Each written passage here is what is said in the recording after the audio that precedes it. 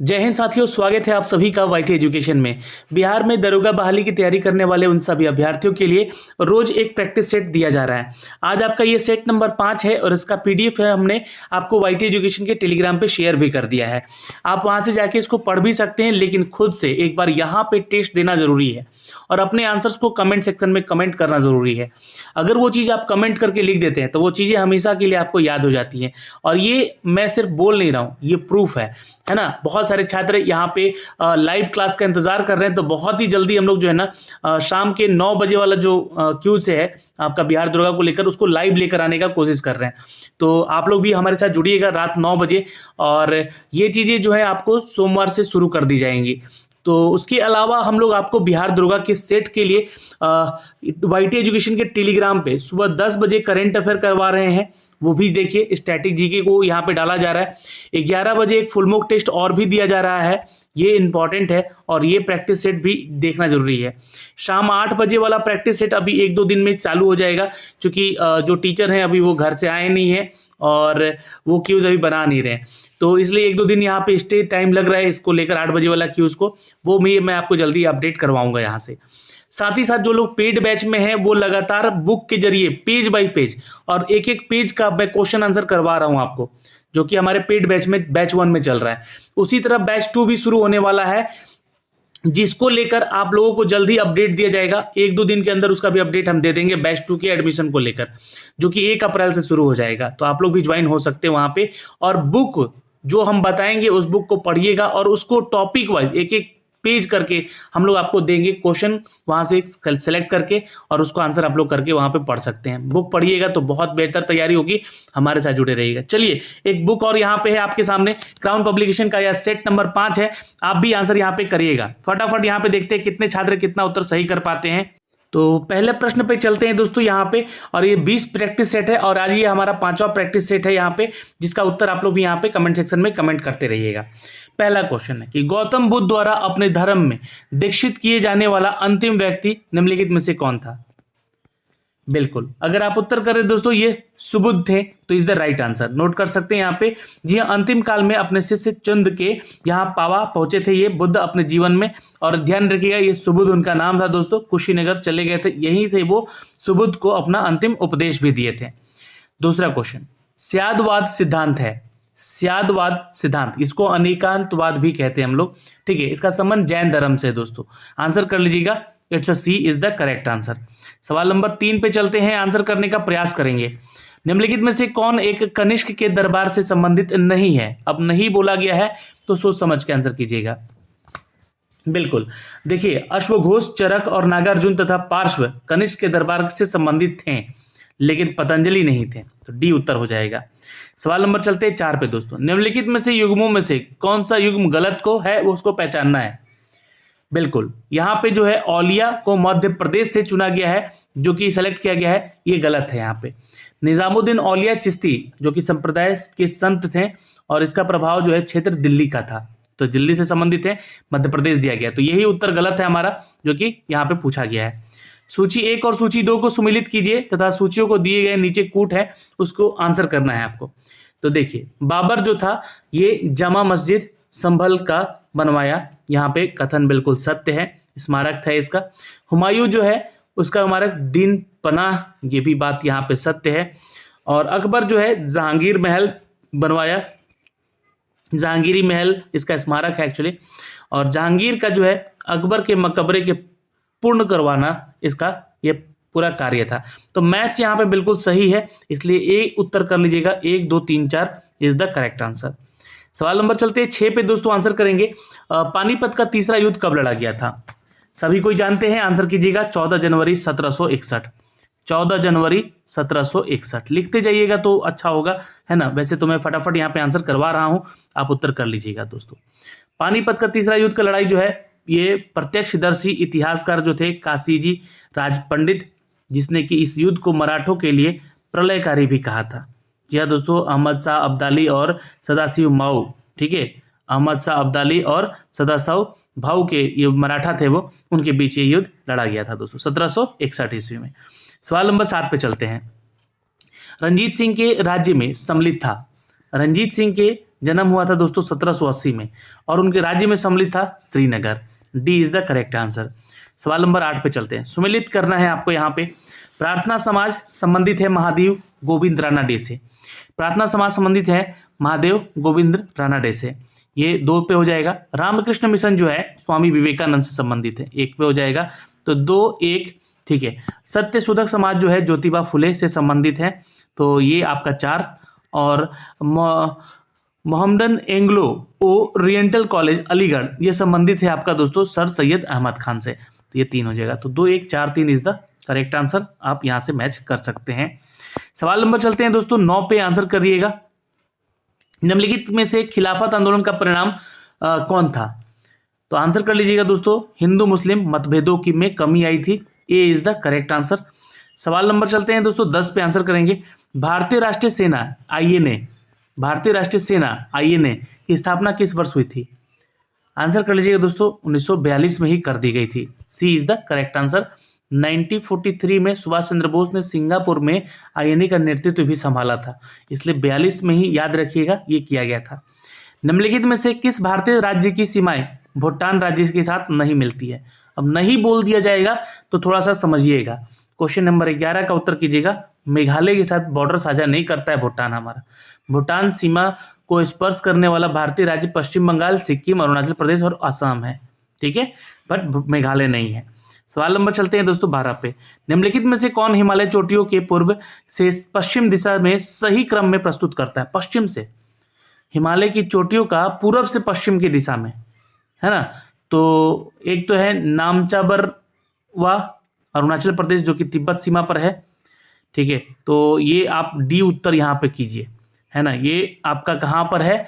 तो ये अरुणाचल प्रदेश के तिब्बत सीमा पर है। कंचनजंगा जो कि सिक्किम और नेपाल बॉर्डर पर है। माउंट एवरेस्ट तो आपको पता है कि नेपाल और तिब्बत का चीन सीमा होता है यहाँ पे। और नंदा देवी तो आपको पता है कि उत्तराखंड यानी कि भारत से है। तो ये आपका मैच होगा पूरब से पश्चिम की तरफ, ठीक है। सही क्रम डी उत्तर कर लीजिएगा। सवाल नंबर चलते हैं 13 पे दोस्तों। भारत का कौन सा राज्य अधिकतम सीमाओं को छूता है? बिल्कुल उत्तर कर लीजिएगा डी उत्तर प्रदेश। 8 राज्य हैं टोटल, ठीक है, जिसमें से आपका 8 राज्य और 1 केंद्र शासित प्रदेश भी है, ठीक है। हिमाचल प्रदेश, मध्य प्रदेश, आंध्र प्रदेश, कर्नाटक ये सब तो अलग है, ठीक है, ये ध्यान रखिएगा। उत्तर प्रदेश में हिमाचल प्रदेश, हरियाणा, छत्तीसगढ़, बिहार, मध्य प्रदेश, उत्तराखंड, राजस्थान, झारखंड और 1 केंद्र शासित प्रदेश हमारा दिल्ली। तो टोटल 8 राज्य से। निम्नलिखित में से नदियों में से किसको दक्षिण की गंगा भी कहा जाता है? उत्तर कर लीजिएगा, कावेरी को हम लोग कहते हैं दक्षिण भारत की गंगा। ओह, गोदावरी होना चाहिए, दक्षिण की गंगा नहीं, ठीक है, अगर ये समझिएगा, है ना, दक्षिण की गंगा कावेरी को ही कहते हैं, ठीक है। इसका प्रवाह दक्षिण भारत का चावल का कटोरा भी कहा जाता है। और कावेरी पश्चिमी घाट के पर्वत श्रृंखला में ब्रह्मगिरी नामक स्थान पर से निकलती है। लेकिन गोदावरी को भी कहते हैं हम लोग बूढ़ी गंगा या दक्षिण गंगा, है ना। नाम में फर्क है, दक्षिण की गंगा तो कावेरी, दक्षिण गंगा तो गोदावरी या बूढ़ी गंगा तो गोदावरी, ठीक, याद रखिएगा, इसलिए कंफ्यूज नहीं होना यहाँ पे।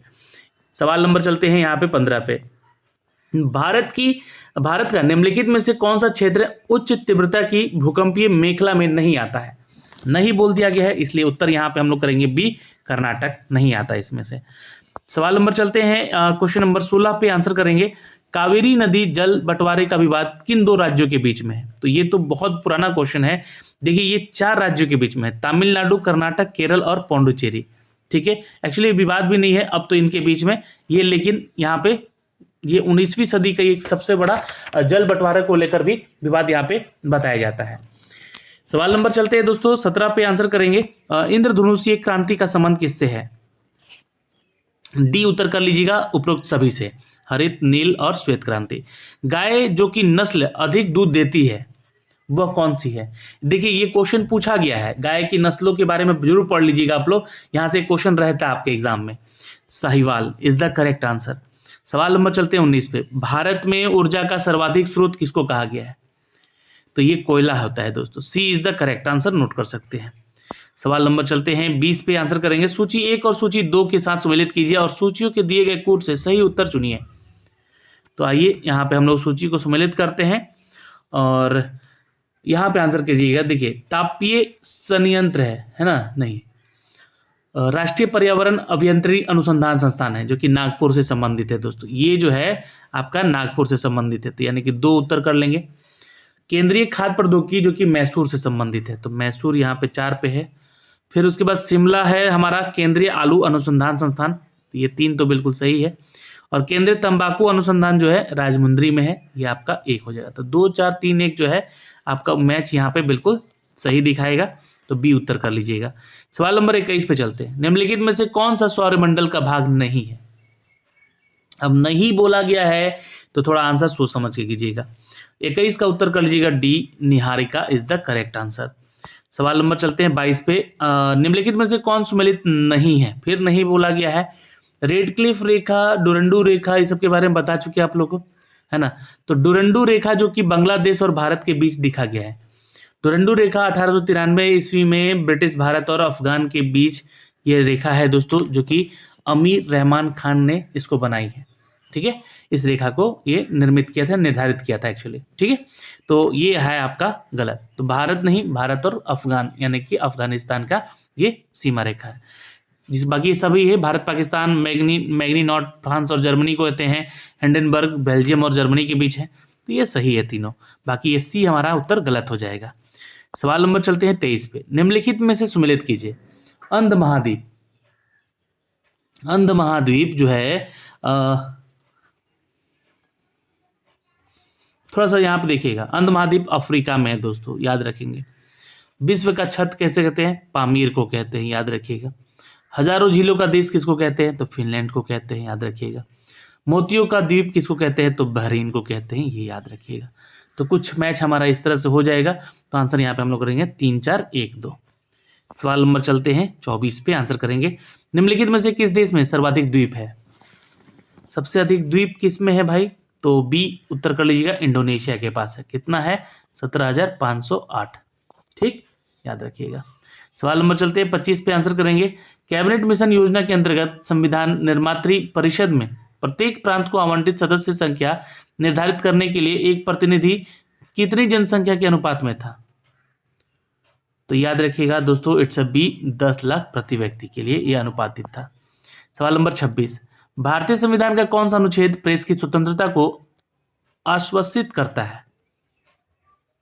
बिल्कुल याद रखिएगा, अनुच्छेद 19। ठीक है, 19 पढ़िएगा, बहुत बढ़िया है। यहाँ से क्वेश्चन अक्सर एग्जाम में पूछा जाता है। आर्टिकल 19 में मूलतः 7 मूल अधिकार का प्रावधान किया गया था। इसमें संपत्ति के अधिकार को 19 के 1 के च में और 44वां संविधान संशोधन करके समाप्त भी कर दिया गया था इसको, तो ये याद रखिएगा बी। सवाल नंबर चलते हैं 227 पे, आंसर करेंगे। उपराष्ट्रपति को पदयुक्त करने संबंधी प्रस्ताव प्रस्तुत किया जा सकता है? बिल्कुल याद रखेंगे दोस्तों, आर्टिकल 67 के तहत। तो यहाँ पे राज्यसभा में किया जा सकता है, B is the correct answer. Article पूछेगा तो आर्टिकल 67 याद रखिएगा। सवाल नंबर चलते हैं 28 पे। लोकसभा में अनुसूचित जाति के लिए आरक्षित स्थानों का संख्या कितना है? लोकसभा में, लोकसभाओं के अनुसूचित जाति के लिए आरक्षित स्थानों की संख्या 84 है, डी उत्तर हो जाएगा। उच्चतम न्यायालय के न्यायाधीशों के किस प्रकार हटाए जा सकते हैं? आंसर कर लेंगे डी, यानी कि राष्ट्रपति द्वारा संसद की सिफारिश पर हटाया जा सकता है। आर्टिकल पूछेगा तो याद रखिएगा, आर्टिकल 124 के खंड 4 में इसका वर्णन किया गया है। सवाल नंबर चलते हैं 30 पे। भारत के संविधान में निम्नलिखित में से किसके विरुद्ध अभियोग चलाने का प्रावधान नहीं है? तो आंसर कीजिएगा, राज्य के राज्यपाल के विरुद्ध में कभी भी अभियोग नहीं चलाया जा सकता है। ठीक है, राज्यपाल राष्ट्रपति के प्रयास पर पद धारण करता है, जबकि अन्य को पदावधि से पूर्व हटाने के लिए संसद में अभियोग चलाकर या निर्धारित करके प्रक्रिया को पूरा करके संकल्प करके हटाया जा सकता है। ठीक है, राज्यपाल को नहीं। सवाल नंबर 31। निम्नलिखित में से कौन एक रिट न्यायालय में कार्यवाही लंबित होने की दशा में लागू की जाती है? आंसर करेंगे दोस्तों, इट्स अ सी। जी हाँ, इसको प्रतिषेध कहते हैं। जी हाँ, नोट कर सकते हैं यहाँ पे। सवाल नंबर चलते हैं दोस्तों 32 पे। निम्नलिखित में से किस राज्य के सर्वप्रथम लोकायुक्त कार्यालय की स्थापना हुई थी? आंसर कर लीजिएगा दोस्तों, 32 का ए, यानी कि Maharashtra is the correct answer. सवाल नंबर 33 पे चलते हैं। निम्नलिखित में से कौन सा एक दल राष्ट्रीय राजनीतिक दल नहीं है?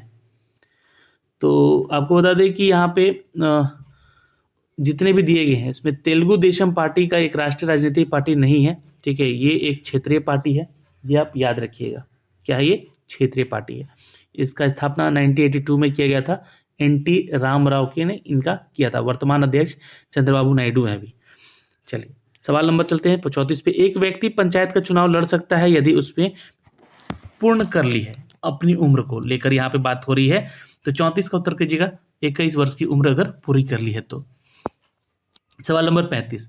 भारत के प्रथम विधि विश्वविद्यालय की स्थापना अगस्त 1887 में कहाँ हुई थी?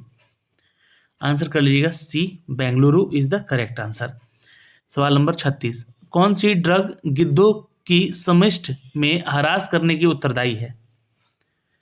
तो 36 का उत्तर कर लीजिएगा दोस्तों, ये है डिक्लोफिनेक सोडियम। ये जो है गिद्धों को हरास यानी कि कम किया है उसका प्रजाति को, ठीक है, तो याद रखिएगा, आंसर कर लीजिएगा। ये नन स्टेरोडाइल एंटी इन्फ्लेमेटरी ड्रग है ये, ठीक है, याद रखिएगा, ये सी इज द करेक्ट आंसर। सवाल नंबर चलते हैं 37 पे। कंप्यूटर का आईसी चिप किसका बना होता है? तो ये ध्यान रखिएगा, आईसी चिप जो है एक इलेक्ट्रॉनिक सर्किट होता है जो कि सिलिकॉन का बना होता है, तो सी उत्तर कर लीजिएगा, इज द करेक्ट आंसर। सवाल नंबर चलते हैं 38 पे। एशिया महाद्वीप का सबसे बड़ा द्वीप कौन है? बिल्कुल याद रखेंगे, Borneo is the correct answer. विश्व का तीसरा सबसे बड़ा और एशिया का सबसे बड़ा द्वीप समूह है। सवाल नंबर 39। निम्नलिखित आय के साधनों की जोड़ी में से कौन सी केवल संघीय सरकार के लिए होती है? याद रखेंगे दोस्तों, सीमा शुल्क और निगम कर, ठीक है, याद रखेंगे, इंपॉर्टेंट है। जी हाँ, C is the correct answer, note कर सकते हैं यहाँ पे। सवाल नंबर 40 पे चलते हैं दोस्तों, आंसर करेंगे। निम्नलिखित में से कौन सा एक भारतीय रिजर्व बैंक का कार्य नहीं है? तो आंसर कर लेंगे, विदेशी व्यापार का नियमन इसका कार्य नहीं होता है, लेकिन ये विदेशी व्यापार का नियमन नहीं करना और विदेशी व्यापार का नियमन वाणिज्य मंत्रालय के द्वारा होता है। ये भी क्वेश्चन पूछेगा तो बता दीजिएगा, ठीक है। चलिए सवाल नंबर चलते हैं दोस्तों यहाँ पे नेक्स्ट। अब देखिए कुछ मैथमेटिक्स के सवाल है यहाँ पे, इसको स्किप करते हैं हम लोग, है ना, सीधे 46 पे आते हैं। आप लोग इसको देख के बनाइएगा, इसका मैंने सॉल्यूशन पीडीएफ भी दे दिया है आप लोग को। लकवा किस विटामिन की कमी के कारण होता है? आंसर करिएगा, विटामिन B2 की कमी से होता है ना, B2 नहीं, एक्चुअली B12 होना चाहिए था, जबकि विटामिन B12 और B कॉम्प्लेक्स की कमी से हो जाता है ये, ठीक है। तो यहाँ पे B है इसलिए मैं इसको उत्तर कर रहा हूँ। सौरमंडल में कौन सा अत्यधिक तीव्र यानी कि चमकीला ग्रह है? शुक्र ग्रह को हम लोग चमकीला ग्रह कहते हैं, तो ए उत्तर कर सकते हैं यहाँ पे हम लोग, ठीक है।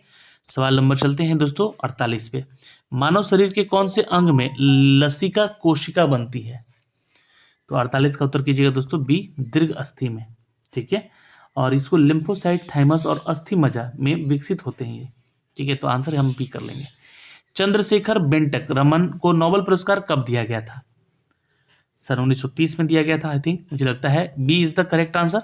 आपका भी उत्तर यही होना चाहिए, ठीक है, भौतिकी के नोबेल पुरस्कार इनको सम्मानित किया गया था।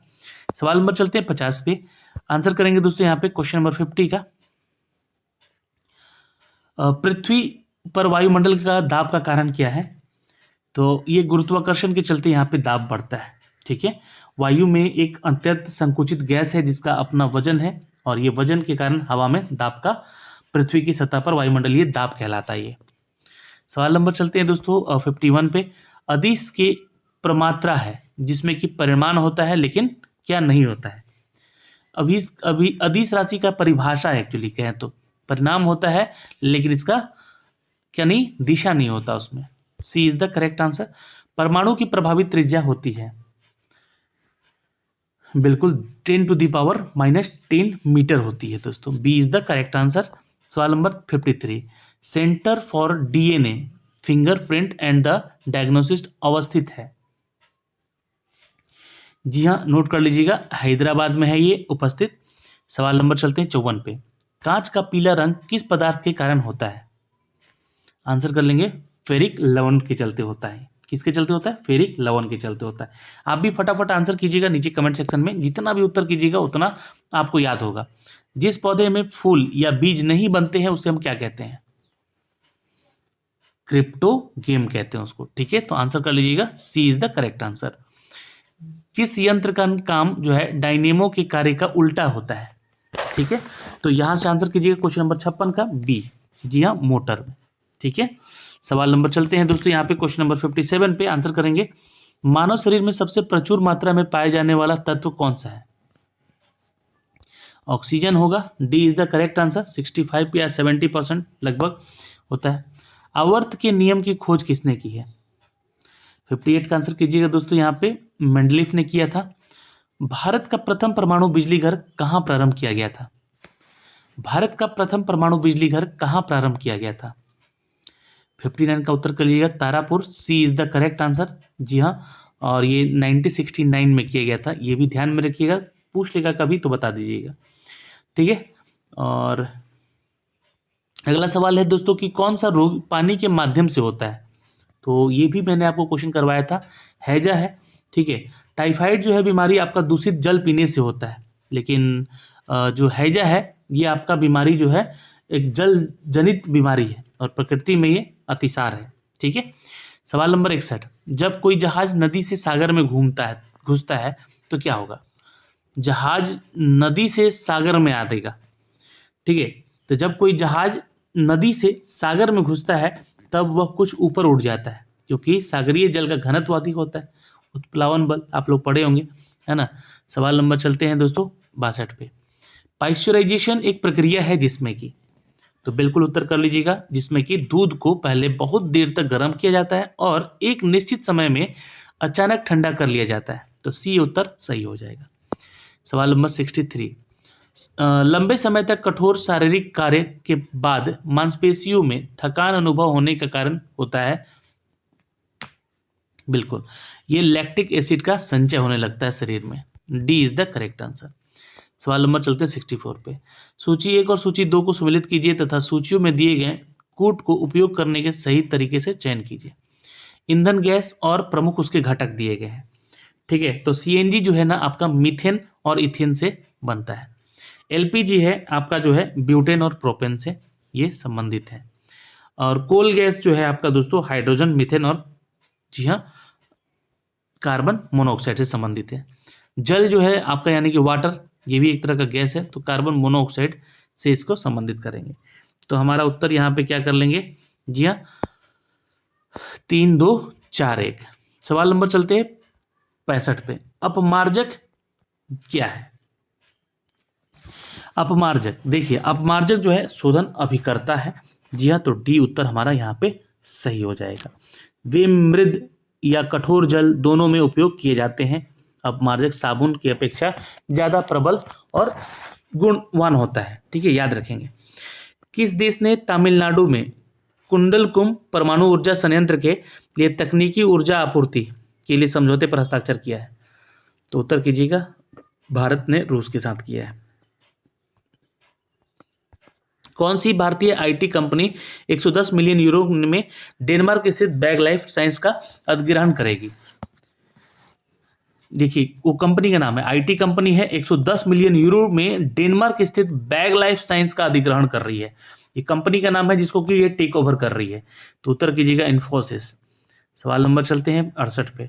ट्रैकिंग डिवाइस से लैस सभी वाणिज्य वाहनों को इमरजेंसी रिस्पांस सिस्टम यानी कि ERSS से जोड़ने वाला पहला भारतीय राज्य कौन सा है? अभी देखिए इसके तहत ना बिहार में वैकेंसीज आने वाली है। ठीक है, ERSS में यानी कि emergency response support system, dial 112 के तहत कॉल होगा और आपके तहत लोकेशन ट्रैक करके आपकी सुविधाओं को पहुंचाया जाएगा। तो ऐसा करने वाला राज्य जो है पहला हिमाचल प्रदेश है, इसलिए डी उत्तर कीजिएगा। गुजरात में होने वाले 36वें राष्ट्रीय खेल लोगों में कौन सा जानवर शामिल है? 69 का उत्तर कीजिएगा बी, शेर शामिल है। B is the correct answer. सवाल नंबर 70। पहली भारत नेपाल भारत गौरव पर्यटक ट्रेन जो कि निम्नलिखित में से किस रेलवे स्टेशन से हरी झंडी दिखाई गई?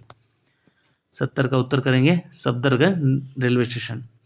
B is the correct answer. Bharat Nepal Bharat Gaurav पर्यटक ट्रेन है ये, नई दिल्ली सफदरगंज। ठीक है, सवाल नंबर चलते हैं दोस्तों। ज्वार पर उत्कृष्टता केंद्र कहाँ स्थित है?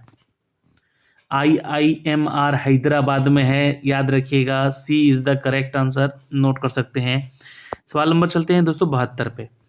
नेशनल स्टॉक एक्सचेंज यानी कि NSE में MD और CEO के रूप में किसे नामित किया गया है? जी हाँ, Ashish Chauhan is the right answer.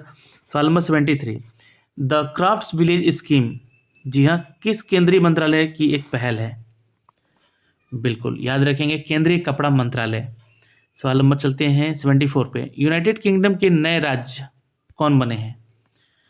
United kingdom के नए प्रिंस कौन बने हैं, राजा कौन बने हैं, किंग? तो A is the correct answer, Prince Charles तृतीय।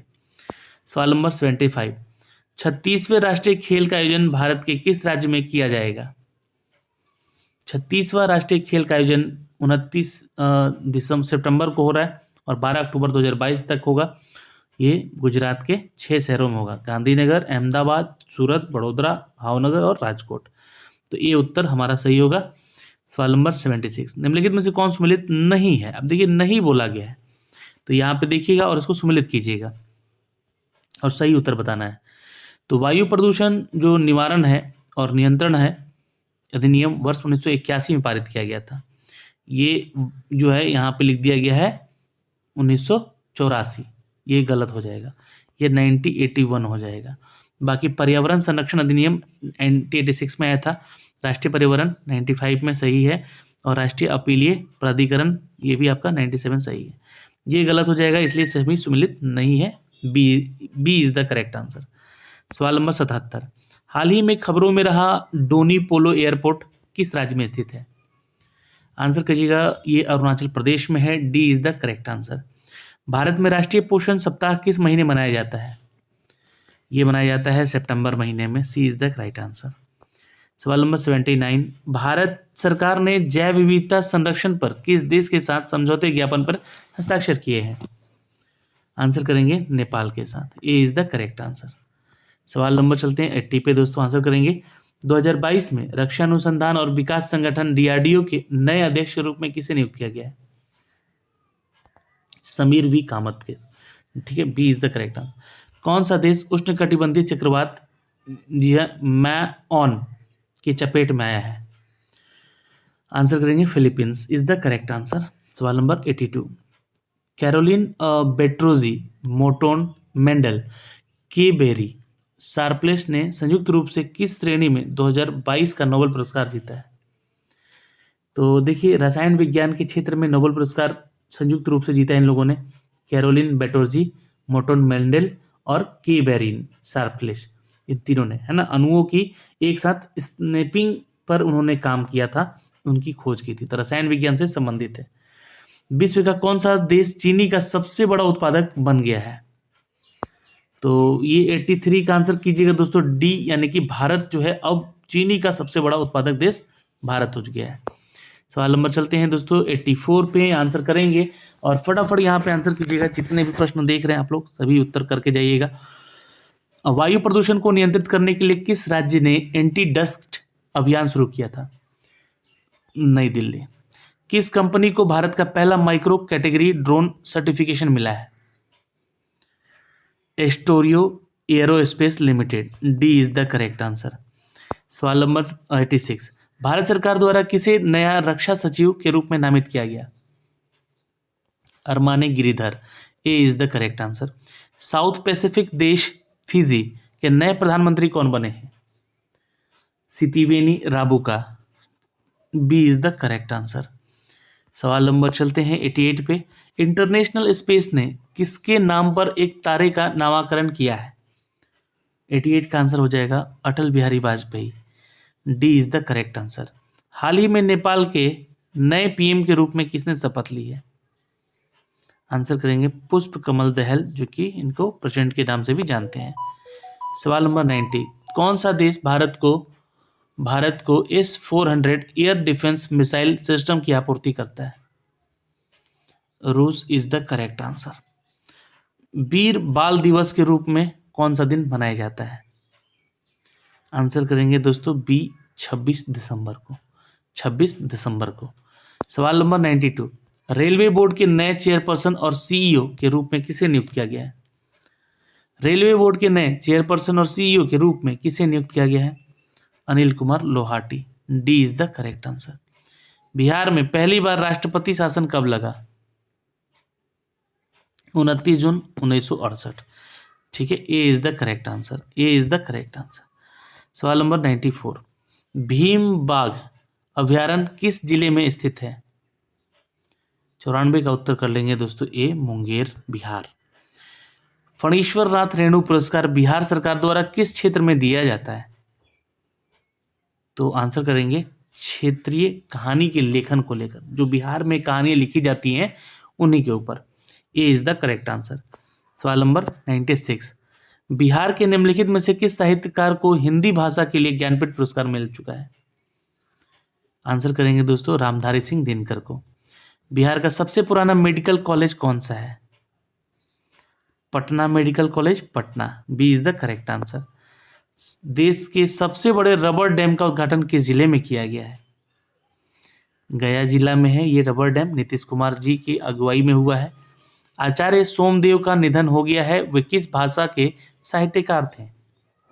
14 नवंबर 2022 को इनका निधन हुआ है, भोजपुर जिले से संबंधित हैं और ये मैथिली साहित्य के प्रयोगधर्मी साहित्यकार आचार्य सोमदेव का निधन हुआ है। तो आंसर ए कीजिएगा इज द करेक्ट आंसर। सवाल नंबर 100, बिहार का कौन सा जिला 100% डिजिटल बैंकिंग वाला पहला जिला बना है? तो Jahanabad is the correct answer, note कर सकते हैं यहाँ से।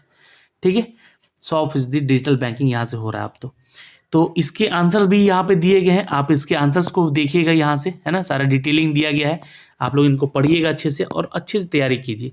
हम आपके साथ जुड़े हैं, हर वो बुक प्रैक्टिस करवाएंगे आप लोगों को, लेकिन आप लोगों से भी एक छोटी सी रिक्वेस्ट है कि ज़्यादा से ज़्यादा लोगों तक शेयर कीजिए, तभी भी जितना भी मार्केट में बुक आएगा उन सब का क्वेश्चन आंसर करवाएंगे आप लोगों से, और कोई भी क्वेश्चन छूटेगा नहीं आपके परीक्षा तक, ये हमारा वादा है आपसे।